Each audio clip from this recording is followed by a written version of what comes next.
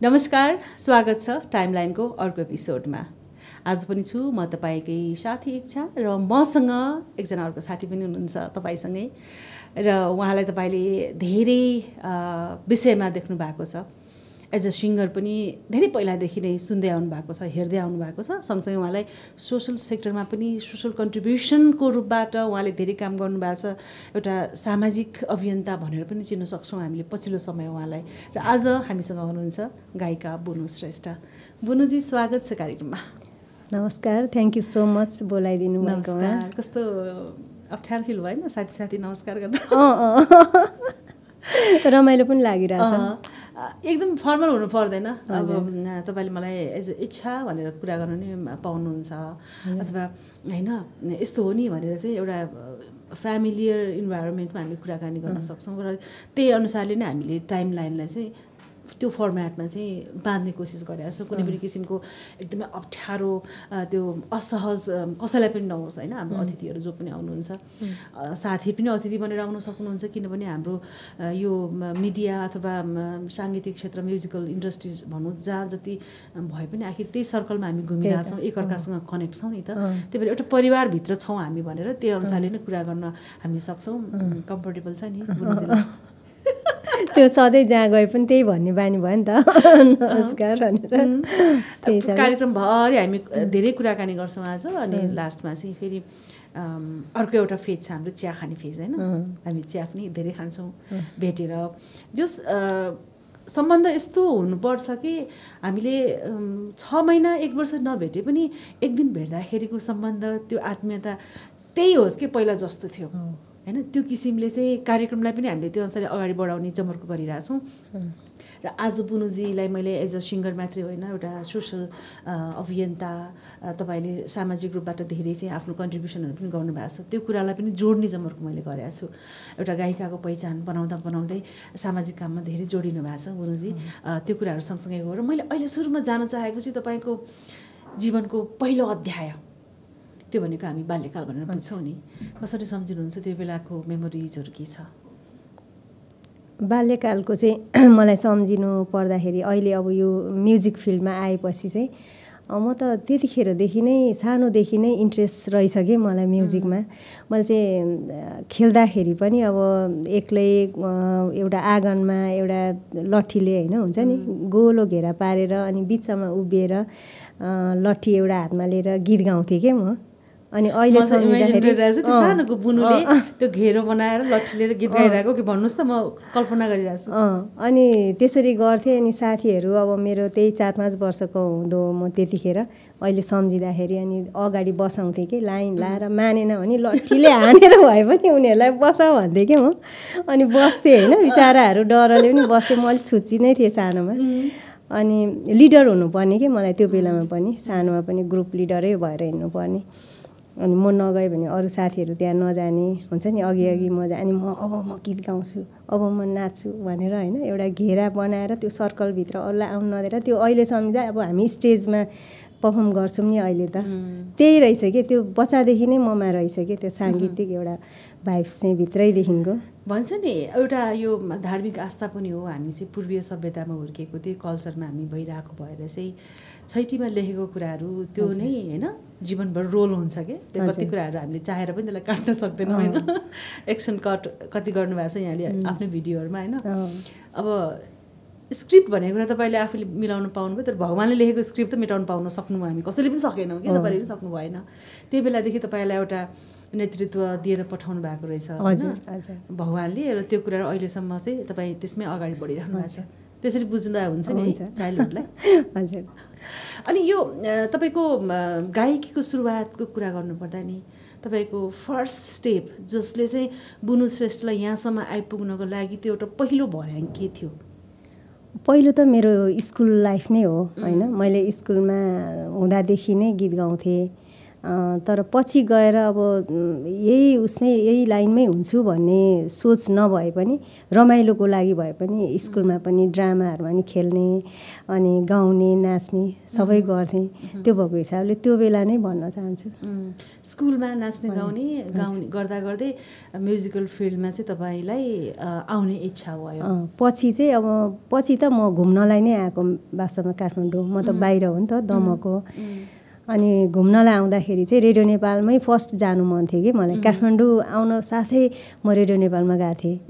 अनि त्यो बेलामा अब त्यहाँ यस्तो राजा रानीको जन्म उत्सवमा चाहिँ देशव्यापी लोकगीत कम्पिटिसन भइरहेको थियो। अनि त्यहाँबाट फर्म भरेर मेरो दाइले नामसाम लेखाइदिनु भयो, गीत गाएँ। त्यसमा अब नम्बर 1मै आफ्नो नाम पनि आयो। अनि त्यसपछि एल्बमहरूमा धेरै दोहोरी गीतहरू चाहिँ त्यो बेलामा गाउनुको लागि अफर आयो। अनि त्यसमा गाउँदा गाउँदै नै कतिखेर यो लाइनमा छिरे भनेर पत्तै भएन। त्यस्तो इन्ट्रेस्टिङ थियो, घरबाट पनि त्यतिकै सपोर्ट रहेछ होइन? दाजुले नै नाम लेखाउनु लागि दाइले त्यो गाउनको लागि चाहिँ जस हेल्प गर्नुभएको थियो दाइले। हजुर। त्यो बेलाको झापा दमक कस्तो थियो पहिला?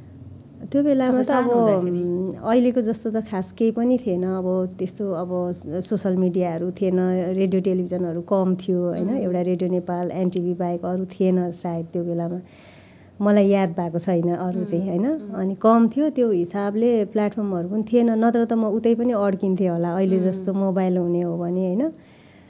अनि त्यस्तै हो। अब अहिले त धेरै नै फड्को मारिसक्यो नि समयले है। तपाईँ उता दमकबाट काठमाडौँ आउनु भएपछि बिहा भएको कि उतै हुँदै बिहा गरेर त आउनु भएको?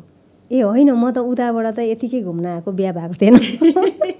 पछि बिहा भएको हो। अनि महेश्वर सरसँग कसरी भेट भयो? उहाँसँग त उता पोखरामा भेटेको हामी। ल, पूर्वको मान्छे काठमाडौँ आउनुभयो, काठमाडौँबाट अनि पोखरा गएर उता भेट भयो। कस्तो थियो संयोग? त्यो यस्तो भयो, त्यो म चाहिँ त्यतिखेर उहाँसँग भेट्दा चाहिँ गीत गाउन थालिसकेको थिएँ। अनि रेडियो नेपालमा पनि मैले भोइस टेस्टहरू पास गरेर गीतहरू रेकर्डिङ गरिसकेको थिएँ। अनि प्रोग्रामहरूमा चाहिँ गीत गाउँथेँ म होइन, स्टेज सोहरू गर्थेँ। त्यो बेलामा उहाँ चाहिँ साउन्ड इन्जिनियरको रूपमा पोखरा जानुभएको थियो। अनि त्यो चाहिँ मलाई याद छ, नमस्ते ब्यान्डबाट, नमस्ते स्टुडियोबाट चाहिँ अर्गनाइज गरेको प्रोग्राम थियो, पोखरा फुड फेस्टिभल भनेर। अनि त्यो लगभग हाम्रो 10-12 दिनकै हुन्थ्यो कि भिजिट चाहिँ 10-12 दिनकै थियो प्रोग्राम चाहिँ। अनि त्यो बेलामा हामी प्रायः जसो बस्दाखेरि चाहिँ एउटै होटलमा पर्ने के, उहाँहरूको ग्रुप र हाम्रो विभिन्न होटलहरूमा लगेर राख्नु भएको थियो अर्गनाइजरले। तर हामी चाहिँ संजोगवश सँगै नै पर्ने के। अनि साथीहरूले जिस्काउँदै अब चिनजान भयो है, बोलचाल भयो। पछि आएर त 2-3 वर्षपछि त बिहा भइहाल्यो। फर्स्ट चाहिँ त्यो हाम्रो महेश्वर सरको चाहिँ के कुराले तपाईँ इम्प्रेस हुनुभएको थियो? अब होइन ठिक छ, यो मान्छेसँग चाहिँ म लाइफ बिताउन सक्छु भन्ने त्यो मोड चाहिँ कतिखेर तपाईँले आफूमा त्यहाँ पाउनुभयो कि? सुरुमा त हाम्रो एकदम इन्ट्रेस्टिङ छ, झगडा भएको थियो। झन्नै कौसीबाट झारिदिनु भएको थियो मलाई। यस्तो खतरा झगडा परेको थियो। के विषयमा कौसीबाट झाराझार हुनु अवस्था आयो? यस्तो डेन्जर भएको थियो होइन। साथीले हेर त उ त्यो केटाले तँलाई हेरिरहेछ भने होइन। अनि म त सिधै गएर किन हेरिस् भनेर झगडा गर्न गएँ नि त। म त अलिकति अब त्यो साथीको कुरा सुनेर अब हेरेको थियो कि थिएन थाहा छैन, किन हेरिस्, साथीले त मलाई यसो भन्दैछ भनेर झगडा गर्नु गएको कि। अनि मैले किन हेर्नुपर्छ भनेर ऊ पनि अब फेरि होइन त्यस्तै। अनि दुईजनाको झगडा परिहाल्यो कि पोखरामै। हामी 4-5 तला माथि गएर झगडा गरेँ कि कौसीमा। माथि आउनु त भनेर बोलाएँ मैले। अनि ऊ पनि आयो। अनि त्यहाँबाट दुईजनाको पुरै झगडा। अरू साथीहरूले पछाडिबाट त्यो फिल्ममा जस्तो मलाई एकजनाले उसलाई एकजनाले समातेर छुट्टाएको कि। पछि बिस्तारै अब प्रोग्राम सिद्धियो। अनि नबोल्दै प्रोग्राम सिद्धियो, काठमाडौँ आइयो। पछि फेरि हाम्रो यो निशानी 53 भन्ने हाम्रो गोपाल योन्जन सरको रेकर्डिङ हुँदै थियो उहाँको स्टुडियोमा पाटनमा। अनि म गाउन गएँ, उहाँ रेकर्डिस्ट हुनुहुन्थ्यो, गीत रेकर्डिङ गर्ने उसमा बोलचाल भयो फेरि बिस्तारै। लेखान त थियो है त्यो पनि? एकदमै सुरुमा फर्स्ट भेट त हाम्रो झगडाबाट सुरु भएको। अहिले पनि कहिलेकाहीँ तपाईँहरू कुरा गर्नुहुन्छ होला त्यो बेलाको मेमोरिजहरू रिकल गर्दाखेरि कस्तो के भन्नुहुन्छ? अहिले पनि झगडा पर्न खोज्छ फेरि। यसले मलाई यसो भनेको फर्स्ट टाइमै भनेर होइन। मैले यस्तो तपाईँले यसो गरे अरे नि त होइन, अर्काको कुरा सुनेर हो हुन त भन्ने। अनि एकछिन चाहिँ डिस्कस परिहाल्छ त्यो विषय। तर लामो समय जीवन सँगसँगै व्यतीत गरिसक्नुभयो होइन। अनि तपाईँको अब उहाँको भर्सन त के छ मलाई थाहा छैन होइन। अहिले यहाँ तपाईँ हाम्रो अगाडि हुनुहुन्छ, सम्बन्ध के रहेछ तपाईँको विचारमा?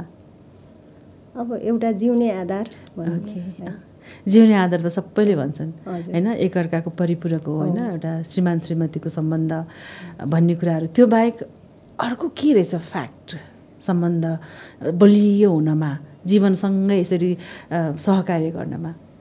अब सबैभन्दा मेन त मलाई कहिलेकाहीँ लाग्छ कम्प्रोमाइज नै मात्रै हो कि जस्तो पनि लाग्छ होइन। यो फेरि अर्कै पाटो भयो होइन। तर अब जे होस् जसरी भए पनि बाँच्नुपर्छ, एकअर्कालाई बुझ्नुपर्छ, एकअर्काको इच्छा चाहनाहरूलाई चाहिँ सबै त सकिँदैन, तर केही भए पनि पुरा गरिदिने कोसिस चाहिँ एकअर्काले गर्नुपर्छ होइन। अघि बढ्नको लागि एउटा माया प्रेम हुनुपर्छ एकदम भित्रै आत्मादेखि, मान्छेको लागि देखाउनको लागि दुई चारजनाको अगाडि होइन कि रियलमै भित्रै आत्मैदेखिको चाहिँ एकअर्कालाई बुझ्नुपर्छ भन्छु म चाहिँ। अब अलिकति सम्बन्धभन्दा अगाडि बढौँ होइन। जस्तो तपाईँले रेडियो नेपालको यात्राको कुरा गर्नुहुँदाखेरि त्यहाँ हजुरको दाइले नाम लेखाइदिनु भयो, कतिको गाह्रो थियो अथवा सजिलो थियो त्यो समयमा चाहिँ एउटा गायिका बन्ने सपना लिएर दमकबाट काठमाडौँ आउनुभएको एकजना चेली, यहाँ कस्तो थियो अवस्था त्यो बेलामा? अब त्यो बेलाको माहौलहरू कुरा गर्दा अब कतिजना त मैले त्यो बेलामा काम गरेको सहकार्य गरेको आदरणीय व्यक्तित्वहरू हुनु पनि हुन्न, अहिले बितिसक्नु भयो होइन। जस्तो कि को हुनुहुन्थ्यो? आइसिङ लामा दाई हुनुहुन्थ्यो, अरू राम दाईहरू धेरैजना हुनुहुन्थ्यो। मलाई कतिको त अब नाम पनि याद छैन अहिले, तर मैले सुनेअनुसार धेरै बितिसक्नु भयो। अनि तर त्यो बेलामा नयाँहरूलाई चाहिँ एकदमै गाह्रो थियो कि, नयाँ मान्छेहरूलाई चाहिँ एकदमै गाह्रो थियो। अब त्यहाँ एउटा चिने जानेको मान्छेहरूकै बाहुल्यता बढी भनौँ न त्यहाँ होइन, उनीहरू मिलेर कामहरू गर्ने त्यस्तो हुँदो रहेछ त्यो बेलामा। त्यस्तो बेलामा त्यो कुरा पनि फेस गर्नुभयो? गरेँ, धेरै नै गाह्रो भएको थियो। अब एउटा गीत मैले रेकर्डिङ गर्दाखेरिको मलाई सम्झना छ, मैले म्युजिसियनहरू बोलाउनु मेरो डेट हो आज भनेर मैले भन्न जाँदाखेरि एकजना आउनुहुने, अर्को भाग दिनुहुने, अर्को आउनुहुने, अर्को चिया खान गइदिनु हुने। म त रोएर त्यो गीत गरेको छु कि त्यहाँ, धेरै गाह्रो थियो।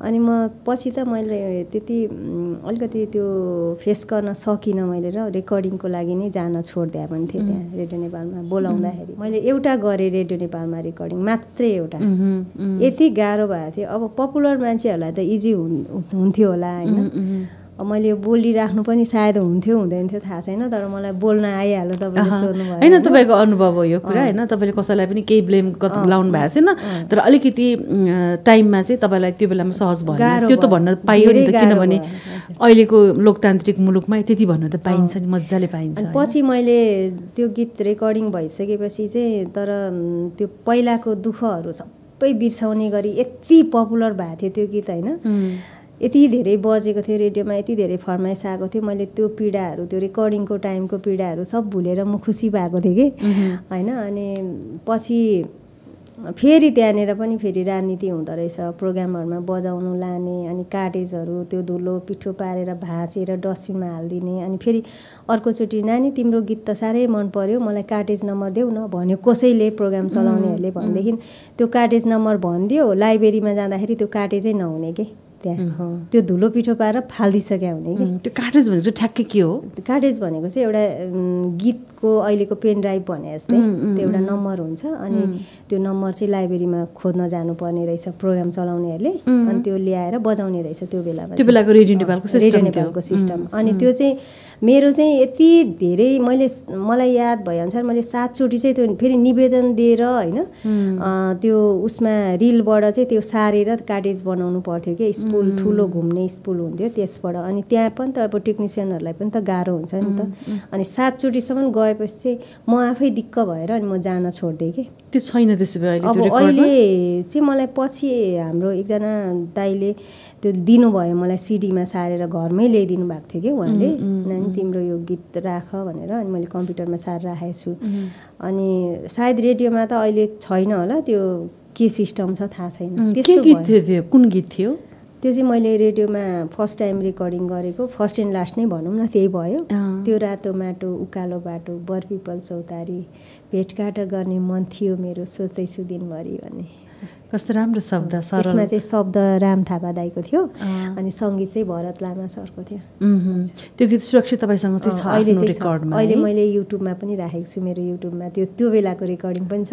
खोजेर सुन्नु पर्यो। तपाईँको फर्स्ट गीत रेडियो नेपालमा पहिलोचोटि गाउनु भएको गीत त्यही थियो। अनि पछि मैले त्यसलाई फेरि रिरेकर्ड गरेर अब त्यो बेलाको रेकर्डिङ र अहिलेको रेकर्डिङ त आकाश जमिन फरक छ होइन। अनि अहिले पनि फेरि रेकर्डिङ गरेर नयाँ भर्सन पनि राखेको छु, पहिलाको पनि राखेको छु। एउटा तपाईँको त्यो पहिलो सन्तान जस्तै थियो नि तपाईँको म्युजिकल फिल्डको चाहिँ, पहिलो चिजको धेरै माया लाग्छ है? हो नि, धेरै माया लाग्छ। अनि अघि भन्नुभएको थियो नि त्यो गीतले चाहिँ एकदम पछि फरमाइस एकदम धेरै आउनु थाल्यो। रेडियो नेपालको कुरा गर्दैछौँ हामी, त्यो बेलामा त्यो एउटा गोल्डन टाइम हो होइन रेडियोको, अथवा हरेक स्रष्टा कलाकारको लागि फरमाइसमा गीतहरू बज्ने, त्यो नामहरू पढ्दा अनि त्यो गीतकार सङ्गीतकार गाउने गायक गायिकाको नाम सहितको फरमाइस आउँदाखेरि त ओहो कति धेरै होइन ऊर्जा आउँथ्यो। त्यो नै हो कमाई भन्ने लाग्थ्यो। त्यो कति कुराहरू अनुभव सुनाउनु हुँदाखेरि ओहो हामीलाई पनि कस्तो लाग्छ कि होइन। कस्तो अनुभव छ तपाईँलाई त्यो बेलाको फरमाइस गीतहरू आउँदाखेरि? रेडियो नेपालभन्दा अरू थिएन, नेपाल टेलिभिजन थिएन, रेडियो बोकेर हिँड्थेँ। ओ मेरो गीत आउँदैछ भनेर रेडियो बोकेर सुन्दै अरूलाई सुनाउँदै हिँड्थेँ होइन। अनि मलाई अर्को पनि कुरा एउटा याद आयो तपाईँले त्यो कुरा गरिराख्दाखेरि। मलाई दिपेन्द्र दोङ तामाङ भन्ने साथी हुनुहुन्थ्यो, एकजना बित्नुभयो। उहाँले चाहिँ इन्टरभ्यू छापिदिनु भएको थियो, उहाँको तामाङ टाइम्स भन्ने उसमा चाहिँ पत्रिकामा राखिदिनु भएको थियो। अनि मेरो त्यो पासपोर्ट साइजको फोटो एउटा थियो, त्यो फोटो हालिदिनु भएको रहेछ सानो साइडमा। अनि मैले चाहिँ त्यो इन्टरभ्यूको त्यो पेपरलाई मैले केही न भने 2-3 सय चाहिँ फोटोकपी गरेँ होला कि। यति खुसी लागेको मलाई होइन, फर्स्ट टाइम पेपरमा आफ्नो फोटोसहित इन्टरभ्यू आउँदाखेरि यति खुसी भएँ। मैले त्यो 200 जति चाहिँ फोटोकपी गरेँ होला, 2-3 सय। अनि बाँडेँ के सबै चिने जानेको साथीभाइ आफन्त सब। अहिले पनि छ मसँग त्यो एल्बम बनाएर राखेको छु इन्टरभ्यूहरूको। पहिलो अन्तर्वार्ताको कपिज तपाईँले त्यति फोटोकपी गरेर बाँड्नु भयो? बाँडेँ के सबलाई के मेरो ओहो पेपरमा आएको छ भनेर सबलाई बाँडेँ। यति खुसी लागेको थियो। समय कस्तो रहेछ नि बुनुजी, त्यो बेलाको तपाईँले कुरा गरिरहँदाखेरि हामी त त्यही एरामा फर्केर गयो जस्तो। जति बेला हामी बच्चा थियौँ, रेडियो नेपालको शनिबारको फिल्महरू हेर्ने त्यो समय होइन। एक दिन फिल्म आउँथ्यो नि त नेपाल टेलिभिजनबाट। अनि कति त नाम पनि बिर्सिसक्यो, रेडियो नेपालमा एउटा प्रोग्राम आउँथ्यो फरमाइसको, मेरो गीत मेरो सन्देश हो कि के हो आई डोन्ट नो ठ्याक्कै, एक्चुअली मलाई नाम चाहिँ थाहा भएन होइन। त्यसमा चाहिँ आफ्नो नाम फरमाइस गरेको मा मेरो नाम आउँछ कि आउँदैन भनेर होइन, कति हप्ता शनिबार सुन्यौँ होला होइन। अब त्यति धेरै मान्छेको फरमाइस हुन्थ्यो, कहिले पालो आउँथ्यो नि होइन। हामी फेरि त्यही गोल्डन एरामा फर्किरहेछौँ है यो टाइम लाइनमा। र यो कार्यक्रमको मिठो एउटा गहिराई पनि त्यही हो जस्तो लाग्छ। हामी रिकल गरिरहेछौँ मेमोरिजहरू, त्यसले गर्दाखेरि हामी हाम्रो धरातललाई महसुस गरिरहेछौँ कि जहाँबाट हामीले सुरुवात गऱ्यौँ, उठ्दै उठ्दै उठ्दै कति असफलताहरू पनि भयो होला लाइफमा, कति सफलताहरूमा कहिलेकाहीँ माथिन पनि खोज्यौँ होला, कहिलेकाहीँ आत्तियौँ पनि होला असफलता हुँदाखेरि। तर पनि सबै कुरालाई ब्यालेन्स गरेर यहाँसम्म आइपुगेका छौँ नि त होइन बुनुजी। र त्यही एराको कुरा गर्दाखेरि तपाईँको हामीले पहिलो अन्तर्वार्ताको कुरामा यति कुराहरू अझै मैले जोडेँ है। अब अहिले दिपेन्द्र दोङ जो मेरो पनि सिनियर हुनुहुन्थ्यो, उहाँ अहिले हुनुहुन्न, तर उहाँसँग पनि मेरो एउटा अनुभव छ होइन। मैले लाइफमा चाहिँ पहिलोचोटि आर्टिकल उहाँको प्रेरणाले मैले लेखाएको थिएँ कि। कस्तो हुँदो रहेछ नि एउटा लेखाइ भन्ने कुराहरू, यो अनुभूति भन्ने कुराहरू जति मनमा गुम्स्यो नि त्यो गुम्सिँदाखेरि आफै सफोकेट भइँदो रहेछ कि। त्यसले गर्दाखेरि हाम्रो करियर, हामीले गर्ने डेली रुटिनको कामहरू हामी जति राम्रोसँग गरिरहेछौँ त्यति गर्न नसक्ने रहेछौँ। त्यसले हामीलाई एकदमै रोकिराख्न खोजेको जस्तो, त्यसले चाहिँ अड्काइरहे जस्तो, हाम्रो क्रिएसन मार्न खोजिरहे जस्तो त्यस्तो बनाउँदो रहेछ। केही कुराले हामीलाई सफोकेट गरिरहेछ भने। तर त्यो कुरा जब लेख्न थालिन्छ नि, सबै कुराहरू आफूलाई भन्न मन लागेको कुराहरू शब्दमा लेख्न थालेपछि त्यो कहिल्यै रोकिँदैन रहेछ क्या। सबै कुरा भनेपछि मन पनि छ्याङ्ग हुने। त्यो कुरा फर्स्टमा दिपेन्द्र दोङ तामाङ त्यो बेला म जनता टेलिभिजनमा थिएँ अनि उहाँले चाहिँ इच्छा यो कुराहरू तपाईँले चाहिँ आर्टिकल लेख्नुपर्छ, यस्तो राम्रो कुराहरू तपाईँले आफूलाई भित्र दबाएर राखेर भने पहिलो कुरा तपाईँको आफ्नो क्रिएसन, तपाईँको क्रिएटिभिटी पनि मर्छ होइन। र त्यसपछि त्यो कुरालाई चाहिँ तपाईँलाई रिलिज नगर्दासम्म तपाईँलाई त्यो किसिमको एउटा पीडा भइरहन्छ बाहिर आउन नसक्दाखेरि भन्दाखेरि मैले एउटा आर्टिकल लेखेर उहाँले राजधानी दैनिक अहिले पनि आउँछ, राजधानी दैनिकमा छपाउनु भएको थियो। मेरो फर्स्ट आर्टिकल थियो कि तपाईँले फर्स्ट आर्टिकल दिपेन्द्र दोङसँगकै सहकार्य अथवा उहाँ मार्फत तपाईँको अन्तर्वार्ता आएको थियो। तर के भन्नु त्यो चाहिँ मैले त्यसको कटिङ राख्दै राख्दै पनि म घर सर्ने क्रममा चाहिँ त्यो चाहिँ मिसिङ भएको छ कि। तर त्यो अनलाइन लिङ्क चाहिँ मैले राखिरहेको छु। त्यस्तो हुन्छन्, हामीले स्ट्रगल गर्दै जाँदाखेरि त्यस्ता सहकार्य गर्ने सहपाठीहरू सिनियरहरू भेट हुन्छ हाम्रो, जसले चाहिँ एउटा मार्ग देखाइदिन्छ क्या हामीलाई। त्यो सधैँभरि कोही साथीले अथवा कोही तपाईँको आफन्तले तपाईँलाई हरेकचोटि घचघचाइराख्ने होइन कि, एकचोटि क्लिक गरिदिने हो कोही एउटा व्यक्तिले, अनि त्यसपछि तपाईँ आफैले गर्ने हो सबै कुराहरू। त्यो मध्येमा लेख्नको लागि आर्टिकल लेख्नुपर्छ है भनेर झकझक्याउने मान्छे चाहिँ दिपेन्द्र दोङ तामाङ हुनुहुन्थ्यो मेरो यो करियरमा पनि। कस्तो लाग्छ अहिले उहाँलाई हामीले यति धेरै कुराकानी गरिरहँदाखेरि अवश्य पनि उहाँ जहाँ हुनुहुन्छ उहाँको आत्माले शान्ति पाओस्, अब यही हामी कामना गर्छौँ। अब त्यो एराबाट यो एरामा लिएर आउँछु प्रेजेन्टमा। हामी अलिकति पास्टमा होइन कति धेरै कुराहरू गऱ्यौँ, फ्रेन्डसिपको कुराकानी गऱ्यौँ, स्ट्रगलको कुराकानी गऱ्यौँ। अब आएर यो बेलामा चाहिँ बुनुजीले के गरिराख्नु भएको छ, निरन्तर म्युजिकलाई नै कन्टिन्युटी दिइराख्नु भएको छ। बिचमा अलिकति ग्याप भयो है? मेरो झन्डै 10-12 वर्षै ग्याप भयो। 10-12 वर्ष टोटल्ली ग्याप भएर फेरि कमब्याक गर्नलाई कतिको सजिलो थियो? गाह्रो छ, गाह्रो पनि गाह्रो छ, गाह्रो छ।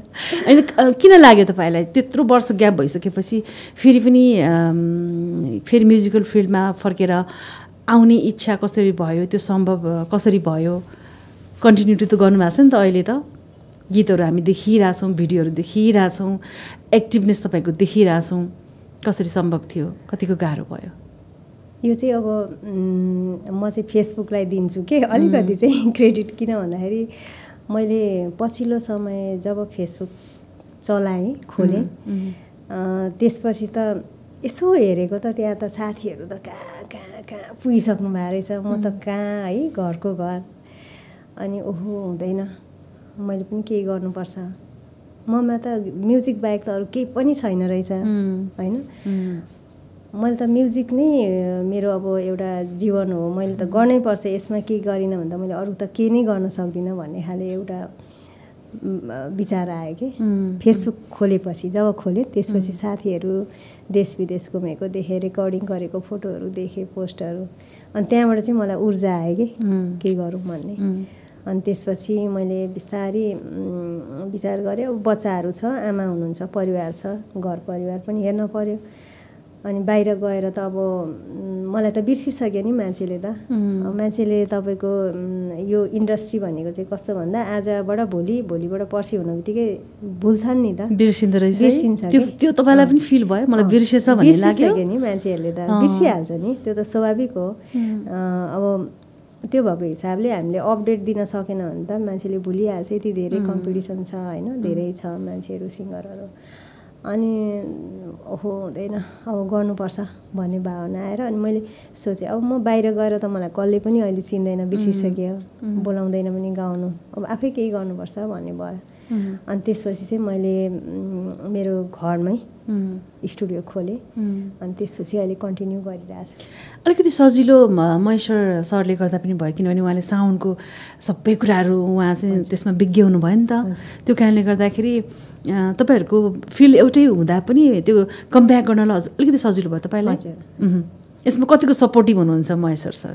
सपोर्टिभ हुनुहुन्छ, रेकर्डिङ गरिदिनुहुन्छ, नमिलेको ठाउँमा यहाँ मिलेन गाउँ भन्नुहुन्छ, अब रियाज गर भन्नुहुन्छ, अब यसरी म आज यता जान्छु ल भन्दा घर हेरिदिनुहुन्छ होइन।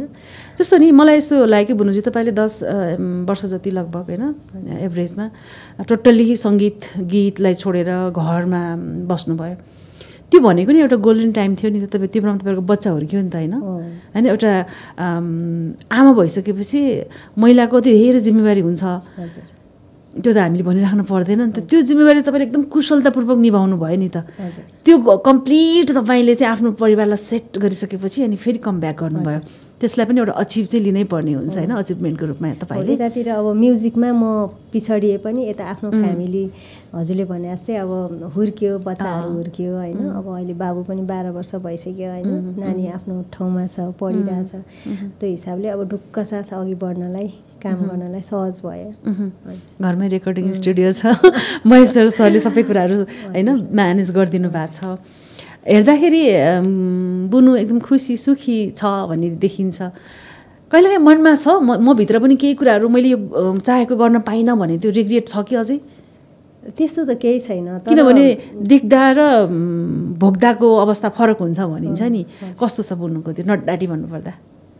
अब त्यो चाहिँ बराबर 50-50 नै भन्छु होइन। गाह्रो पनि छ अब कति कुराहरू अब बाहिर भनिराख्दाखेरि होइन, कतिलाई चित्त दुख्ला, कहाँ यस्तो हो र यस्तो हो नि भन्ने खाले कुराहरू आउला, सम्बन्ध बिग्रेला होइन। तर हुन्छ अब तपाईँको दुःख नभई सुख मात्रै भयो भने पनि त सुखको उनै हुँदैन, इम्पोर्टेन्ट नै हुँदैन नि त होइन। अनि त्यो हिसाबले दुःख सुख दुइटै छ। तर मलाई अलिकति एउटा रिग्रेट केही भयो कि छ कि भन्दाखेरि चाहिँ मलाई कस्तो चाहिँ लाग्छ भन्दाखेरि त्यो मैले जुन बेला मैले घर परिवार भनेर म्युजिक छोडेँ नि, त्यति धेरै म्युजिकै छोडेर यता मात्रै पनि गर्नु हुन्थेन रहेछ, सँगसँगै कम्तीमा प्र्याक्टिस चाहिँ रियाज चाहिँ कन्टिन्यू गरेको भए होइन। त्यो बेला रियाज पनि नगरिकन टोटली छोड्नु भयो? टोटली छोड्दा मलाई किन साँच्चै किन भयो त्यस्तो? त्यो बेलामा खोइ के भयो कि बिहापछि चाहिँ मलाई 1 वर्ष चाहिँ कन्टिन्यू गरेँ। त्यसपछि चाहिँ मलाई म्युजिक भन्ने नै मैले टोटली त्यो कपीमा इरेज गर्छौँ नि हामी, कुनै कुराहरू पेन्सिलले लेखेको मेटाउँछौँ नि, त्यस्तै मेरो लाइफबाट म्युजिक भन्ने कुरा नै इरेज भयो कि त्यो टाइममा। खोइ के भयो मलाई आफैलाई अहिले सम्झिन्छु मैले किन छोडेछु रियाज गर्न, गीत गाउन। अलिअलि त यसो शनिबारै एक दिन भए पनि टाइम निकालेको भए हुन्थ्यो, बच्चा घरमा भएको बेलामा हेरिदिने मान्छे भएको बेलामा भने जस्तो लाग्छ। तर म कसैलाई दोष दिन चाहन्न। म भन्न चाहन्छु कि अहिले पनि हामी कति कुराहरूमा अरूलाई ब्लेम गर्छौँ नि होइन। तर रिस उठ्दा त भन्न मन लाग्छ, बिहा गरेर घर बसेर यो सबै मेरो खत्तम भयो, करियर गयो, डम्प भयो, मेरो साथीहरू कहाँ पुगे होइन, म चाहिँ यस्तो भने जस्तो हुन्छ होइन।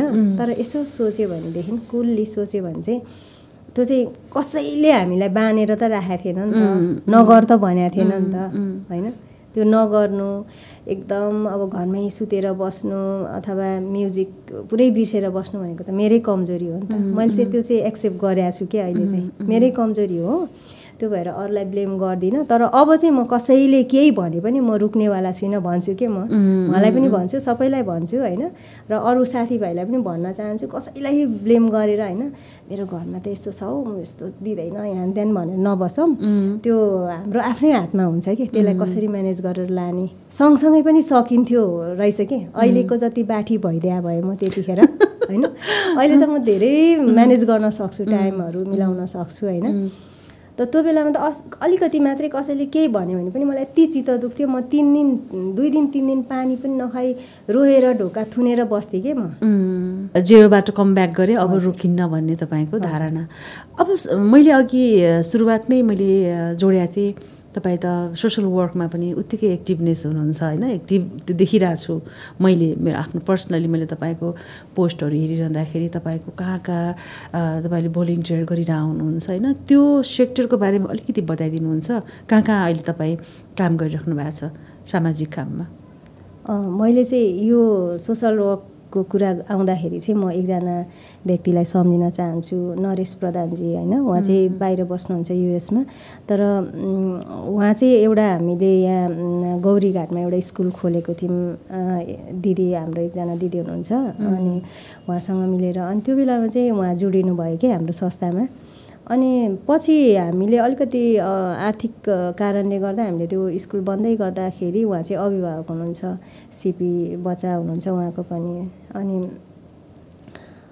तपाईँ त कलाकार मान्छे, यत्रो चिन्जान छ, अनि तपाईँले यसरी छोडेर बस्नुहुन्न। जब त्यो संस्था बन्द हुन लागेको थियो नि त, तपाईँले केही गर्नुपर्छ भनेर उहाँले यस्तो राम्रोसँगले मलाई भन्नुभयो। त्यो कुराहरूले मलाई यति छोयो होइन, अनि हो जस्तो लाग्यो कि अनि मैले पनि गर्नुपर्छ हो।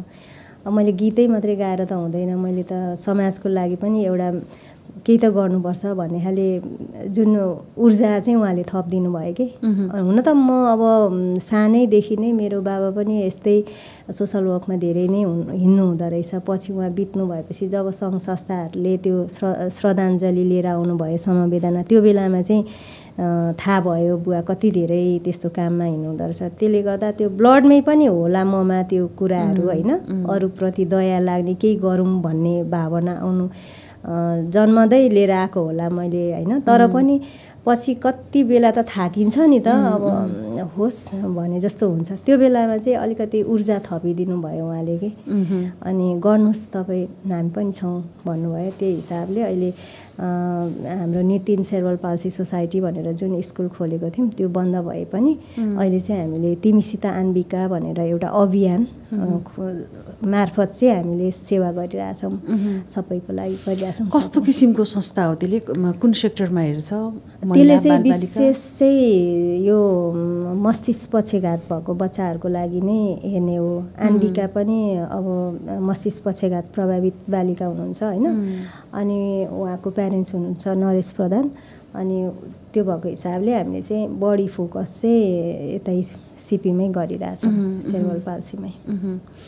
अब समाज सेवासँग जोडिँदाखेरिको त्यो आत्मसन्तुष्टि अर्कै हुन्छ, जुन चाहिँ एकदम प्योर हुन्छ। कुनै पनि कुराहरूसँग तुलना गर्न सकिँदैन भन्ने कुराहरू त्यसमा पनि जोडिन्छन् होइन। जस्तो त्यसमा कुनै आर्थिक प्रलोभनको कुरा हुँदैन होइन, त्यसमा चाहिँ निस्वार्थ एउटा भावनाले गर्ने काम हो, नामै त समाजसेवा है। त्यसरी जोडिएर चाहिँ आउनुपर्ने काममा तर विभिन्न किसिमका गतिविधिहरू पनि हामीले पछिल्लो समय सामाजिक कामको क्षेत्रमा देखिरहेछौँ। त्यसमा केही भन्नु छ तपाईँलाई? अब त्यही त हो नि, मलाई भन्न मन लागेको चाहिँ अब सबैको आफ्नो आफ्नो विचार हुन्छ, विवेक हुन्छ होइन। अब कसैलाई के गर्दा खुसी मिल्छ, कसैलाई के गर्दा, अब मलाई चाहिँ हामीलाई चाहिँ भनौँ न यो यस्तो खाले कामहरूमा जोडिँदाखेरि खुसी मिलिरहेको छ। अब आफ्नो आफ्नो चेतनाको कुरा हो होइन। अब कतिले चाहिँ यो टाइटल यो यस्तो समाजसेवा दिएछ, अनि तर अब अहिले नै कति न्युजहरूमा पनि हेर्छौँ नि हामी, आइरहेको हुन्छ। अब त्यो आफ्नो आफ्नो चेतनाको स्तर अनुसारको काम हुन्छ जस्तो लाग्छ मलाई। अब त्यही हो, अब नगरौँ त्यस्तो चाहिँ, जसको नाममा जे गर्ने भनेर हामी अठोट लिएर अघि बढ्छौँ, उहाँहरूको लागि केही गरिदिउँ। हामीले चाहिँ अब गाउँ गाउँतिर पनि अब कसैलाई अब एउटा घर बस्ने छैन भने पनि त्यो प्रभावित परिवारलाई चाहिँ छाना छाइदिने, अब व्हिल चेयरहरू छैन भने व्हिल चेयरहरू दिने होइन, टेबल कुर्सी पढ्नलाई छैन भने त्यसो गर्ने एउटा म त एउटा माध्यम हो होइन। साथीहरू हुनुहुन्छ सबैजना, हामी मिलेर काम गर्छौँ। अनि जसले जहाँबाट जसरी सहयोग गर्ने। अब मैले जानेको चाहिँ गाउनु जानेको छु, अब रेकर्डिङ स्टुडियो छ, रेकर्डिङ गर्न जानेको छु। त्यो हिसाबले मैले गीतहरू गाउँछु होइन। मैले त्यो कुनै पारिश्रमिकहरू लिन गएको होइन, अब काम गर्छु। मैले सक्ने कामहरू चाहिँ म गर्छु मेरो थ्रुबाट। अनि अब त्यसमा मिनिमम कस्ट त लागिहाल्छ नि त पैसाहरू। त्यो बेलामा साथीहरूले सहयोग गर्नुहुन्छ, यति जति खर्च आउँछ है भन्यो भने उहाँहरूले गरिदिनुहुन्छ। अनि त्यो हिसाबले अब हामी टिम वर्क भएर लागिरहेको छौँ। धेरै कामहरू गर्नुभएको छ यो तिमीसित आन्बिका भन्ने एउटा अभियानले। यसमा धेरैजना, म मात्रै होइन, अरू हाम्रो थुप्रो 10-15 जना नै हुनुहुन्छ साथीहरू। कोही वीरगन्जमा हुनुहुन्छ, कोही अमेरिकामा हुनुहुन्छ, कोही कता, धेरै सबै देशभरि नै छरिएको छ।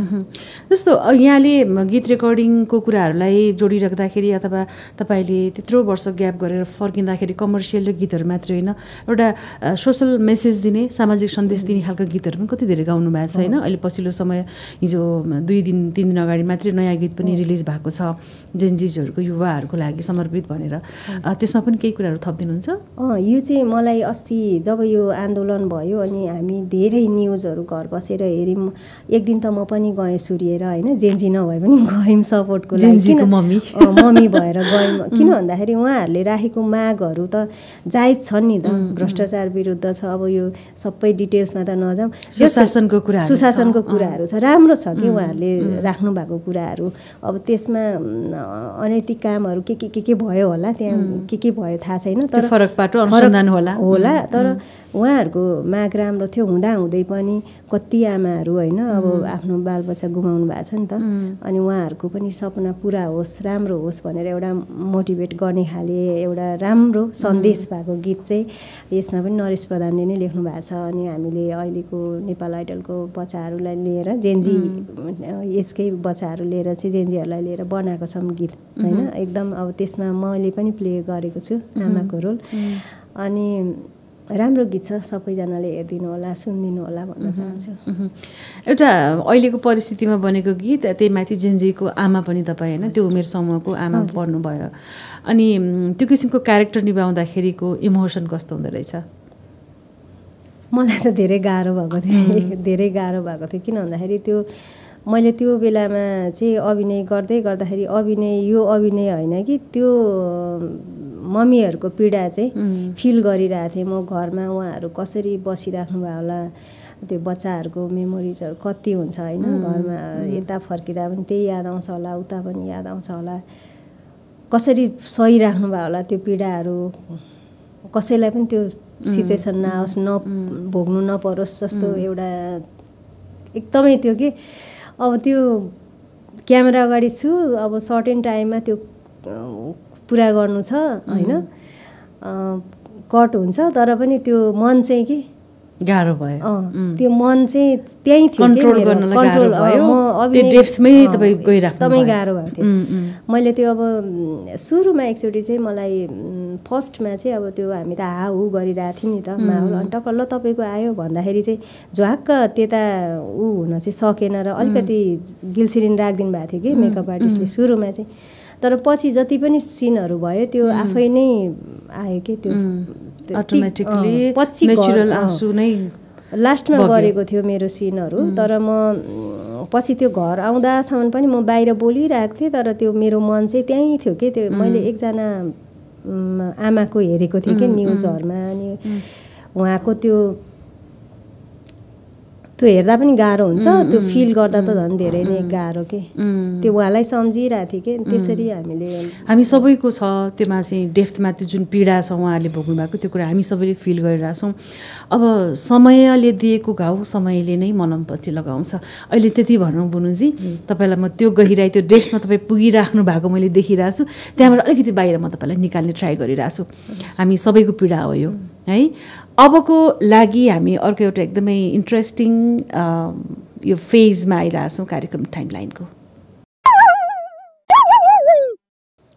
अब चाहिँ ढाँट्न नपाइ ल भन्ने एउटा सेगमेन्टमा हामी आइसक्यौँ हामीले टाइमलाइनको कुराहरू गरिरहँदाखेरि कति कुराहरूमा टपिकहरूमा इनडेप्थमा गइयो होइन कस्तो गाह्रो भइरहेको फिल भइरहेको थियो मलाई बुनुजीलाई तर अलिकति चेयरअप गराउँदैछु म होइन यसमा चाहिँ कुनै पनि कुराहरू जे हो त्यही भनिदिने ढाँट्न चाहिँ पाइँदैन र एउटा इन्ट्रेस्टिङ कुरा के छ भने तपाईँले मैले जुन तपाईँसँग चाहिँ केही कुराहरू सोधिसकेपछि तपाईँले पनि एउटा क्वेसन मलाई सोध्नु पाउनुहुन्छ है अब म तपाईँलाई सुरु गर्छु पहिला तपाईँको दाँत कतिवटा छ मेरो दाँत त 32 वटै थियो तर अहिले फुस्केर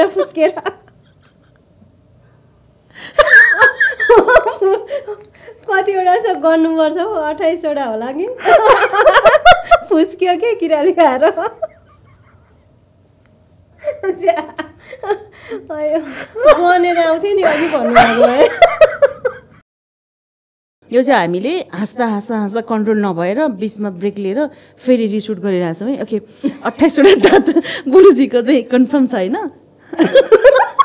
गर्नौँ कि फेरि ओके यहाँभन्दा बढी बाँच्न सक्दिनँ होइन अनि दिनमा कतिचोटि ऐना हेर्नुहुन्छ म पत्याउनु हुन्न होला म त ऐनै हेर्दिनँ ऐनै हेर्दिनँ यति राम्रो हो यस्तो साइनिङ अनि ऐना हेरेर खासमा यो दाँत कतिवटा छ भन्ने मेरो क्वेसन लिस्टमै थिएन कि साँच्चै होइन बुनुजी यति हाँसिरहेको छु आँसु नै आयो मेकअप पनि अलिअलि बिग्रियो होइन अनि हामीले फेरि रिटेक लिइरहेको छौँ यो चाहिँ यस्तो तपाईँलाई क्वेसन सोध्छु भनेर के सोध्ने होला यस्तो हेरिरहेको थिएँ यस्तो राम्रो साइनिङ देखेँ मैले तपाईँको दाँत होइन पोलिसिङ गरे हो छैन कस्तो राम्रो देखेँ मैले दाँत कतिवटा छ भनेर फ्याट्टै सोध्न आइराख्यो होइन म चाहिँ डराइरहेको थिएँ के सोध्नुहुन्छ होला ऐना हेर्नु न त्यसो भए है म त बाहिर जाने भयो भने चाहिँ हेर्छु होइन के ढाँट्ने बाहिर कहीँ जानु पऱ्यो भने चाहिँ मुखसुख धोएर क्रिम लाउँदाखेरि अनि हल्का लिपस्टिकहरू लाउँदाखेरि हेर्छु नत्र भने चाहिँ ऐनै नहेरी दिन जान्छ अनि एकदमै नभनेको त्यस्तो झुट बोलेको त्यस्तो केही छ ढाँट्नु नपाइल नभनेको अनि के होला त त्यस्तो त खै यादै भएन हौ। झुट बोलिन्छ नि कहिलेकाहीँ। झुट बोल्ने बानी कतिको छ त ल? झुट त म त त्यति बोल्दिनँ जस्तो लाग्छ, खै मलाई त यादै छैन झुट बोलेको। झुट लाग्यो मलाई होइन, सम्झिन्छु म झुट बोले कहिले के हो खै, कि याद नभएको कि मलाई झुट बोलेर पनि खै यादै आएन। मन नपर्ने कुरा केही छ? मन नपर्ने कुरा आफूले भने जस्तो गर्नु पाएन भने रिस उठ्छ। जसले कुरा होइन। अनि पहिलो फोन कुन बोक्नु भएको थियो, कहिले बोक्नु भएको थियो? मैले नोकिया बोकेको थिएँ जस्तो लाग्छ। त्यो कति त्यो यस्तो हेलो मात्रै गर्ने टाइपको हो? पहिलाको आएको थियो नि एउटा एकदमै भिन्टेज भन्छौँ नि अहिले, त्यस्तो टाइपको हो? त्यस्तै होला, त्यस्तै नोकियाकै जस्तो लाग्छ मलाई। किनभने हरेक चिज त्यो पहिलो कुराहरू अलिक इम्पोर्टेन्ट हुन्छ। कति बेलासम्म हामीसँग त यति धेरै अहिले जुन नोकिया होइन स्यामसङ हो। स्यामसङ बोक्नु भयो। ओके, स्यामसङको फर्स्ट फोन तपाईँको थियो। ल ओके, फर्स्ट क्वेसनमा हामी यति धेरै हाँस्यौँ होइन। अब त्योभन्दा बढी हाँस्न सक्ने अहिले ताकत पनि छैन होइन। अब एउटा क्वेसन तपाईँले मलाई गर्न पाउनुहुन्छ। अब सेम क्वेसन गरौँ क्या हो? ऐना कतिको हेर्नुहुन्छ अरे? ऐना त म त उठ्ने बित्तिकै त होइन, तर म नडाँटिकन भन्छु म एकदम ऐना हेर्छु।